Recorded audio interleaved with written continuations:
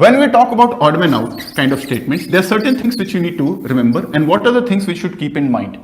जैसा कि मैं हमेशा कहता हूं वर्बल एबिलिटी के किसी भी सवाल में first step should be read all statements carefully. Read all statements very carefully.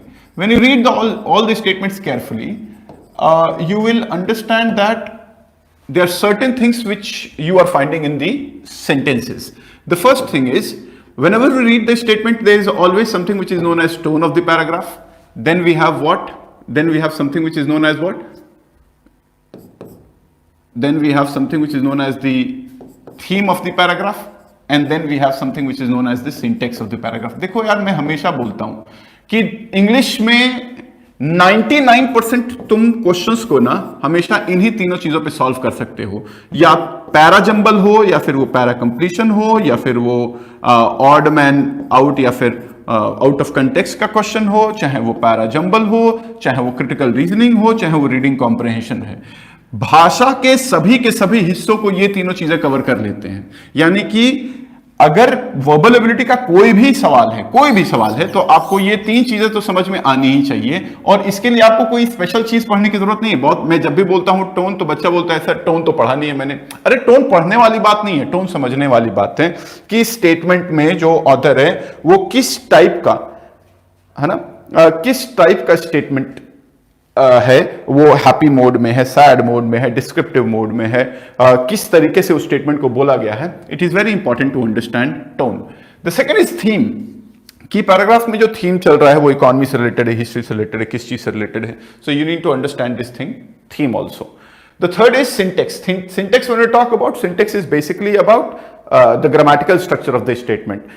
कोई ट्रांसफॉर्म करने वाला स्टेटमेंट तो नहीं आ रहा है, कोई कंक्लूड करने वाला वर्ड तो नहीं आ रहा है, कोई स्टेटमेंट में नेगेटिव से पॉजिटिव की तरफ ले जाने वाला कोई स्टेटमेंट तो नहीं आ रहा है. ऐसा कुछ आपको समझ में आना चाहिए. और this is something which is very easy. और इसलिए मैं कहता हूं कि रीडिंग किया करो. आप लोग रीडिंग करोगे ना तो ये सारी चीजें बहुत ही आसान हो जाती हैं.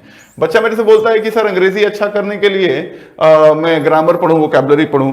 यार ग्रामर और वोकैबुलरी ठीक है, पढ़ना चाहिए. Grammar vocabulary is like a good ingredient of language, but it is not the only ingredient of language. I tell you, a healthy person a person who is good at language, a person who is healthy at language in any, मतलब especially in English, it is said that वो 2000 से ज्यादा शब्द नहीं जानता है. ठीक है, तो कुछ बच्चे क्या होते हैं डिक्शनरी याद करने लगते हैं. अबे डिक्शनरी याद करने से भाषा थोड़ा ना अच्छी हो जाएगी तुम्हारी. ठीक है, पढ़ो कुछ, मतलब रीडिंग का पैराग्राफ का आदत होना चाहिए, रीडिंग का स्टेमिना होना चाहिए. बहुत सारे बच्चे जो है ना, मनिंदर बोलता है फ्लेवर ऑफ द पैराग्राफ का मतलब है. फ्लेवर मतलब टोन नहीं होता है जी. फ्लेवर ऑफ द पैराग्राफ का मतलब टोन, थीम, यही सारी चीजें होती हैं. फ्लेवर का मतलब कि पैराग्राफ को पढ़ के आप क्या फील कर पा रहे हो पैराग्राफ से. ठीक है, हैप्पी टोन में बात हो रहा है, सैड टोन में बात हो रहा है, मोटिवेटिंग टोन में बात हो रहा है. ठीक है, अब देखिए मतलब बहुत भाषा में हम लोग हमेशा टोन बदलते रहते हैं. कोई आपसे मिला सुबह सुबह, उसने बोला कि और क्या हाल चाल है. ठीक है, एक तरीका होता है बोलने का, और एक तरीका और भाई क्या हाल चाल. ये दोनों में और ही है, लेकिन पूरा स्टेटमेंट चेंज हो जाता है. इसी तरह पैराग्राफ होता है. पैराग्राफ एक वर्ड में ना पूरा टोन बदल देता है. Right, so try to understand कि उसका मतलब क्या है. ठीक है, हम लोग जब भी ऑड मैन आउट करते हैं ना, तो एक चीज तो बहुत इंपॉर्टेंट होती है कि पैराग्राफ का जो फ्लो है ना, पैराग्राफ का जो फ्लो है वो आपको समझ में आ रहा है कि नहीं आ रहा है. अगर आपको स्टेटमेंट्स का फ्लो समझ में आ रहा है तो फ्लो को समझने के यही तीन मेजर पार्ट होते हैं यार. फ्लो में आप टोन समझिए, आप थीम समझिए कि किसके बारे में बात हो रही है, किस तरीके से बात हो रही है, किसके बारे में बात हो रही है. और सिंटेक्स की मतलब उसका जो है ग्रामर या फिर ग्रामर फ्लो कहें, या फिर वो उसका हम क्या बोलें कि फ्लो चार्ट बेसिकली क्या बन रहा है.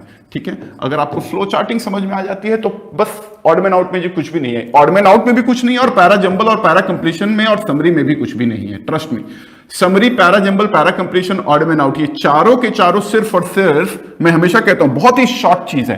Tone, theme, syntax, that's it. Tone, theme और सिंटेक्स.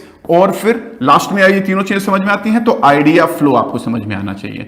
और आइडिया फ्लो अगर समझ में आएगा तो गारंटीड हर चीज समझ में आ जाएगा. बात करते हैं स्पेसिफिकली थोड़ा सा. ये तो थोड़ा एक जेनरिक मैंने इंफॉर्मेशन दे दिया, जो हमेशा मैं आप लोगों से बोलता हूं कि रीडिंग करना बहुत जरूरी है. और इसके लिए एक जेनरिक तौर पे, जनरल तौर पे आपकी भाषा की मजबूती का बहुत ज्यादा ख्याल रखना चाहिए आपको.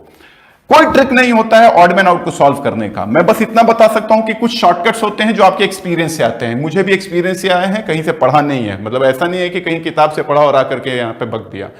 मैंने अपने खुद से देखा है कि मैंने ग्रेजुअल लर्निंग से ये सीखा है कि 3 से 4 चीजें अगर आप ध्यान रखते हो साहब, तो ऑड मैन आउट के क्वेश्चंस आपसे बच नहीं पाएंगे और गारंटीड बिल्कुल सही सॉल्व होंगे। ठीक है, तो आज की जो क्लास है ना, उसमें मैं आपको ऐसे कुछ चीजें बताऊंगा जो मेरे एक्सपीरियंस से आता है, जिसको सिर्फ अप्लाई करोगे तो आंसर तुम्हारे सामने आ जाएगा, चाहे वो दुनिया का कोई भी ऑड मैन आउट का क्वेश्चन हो।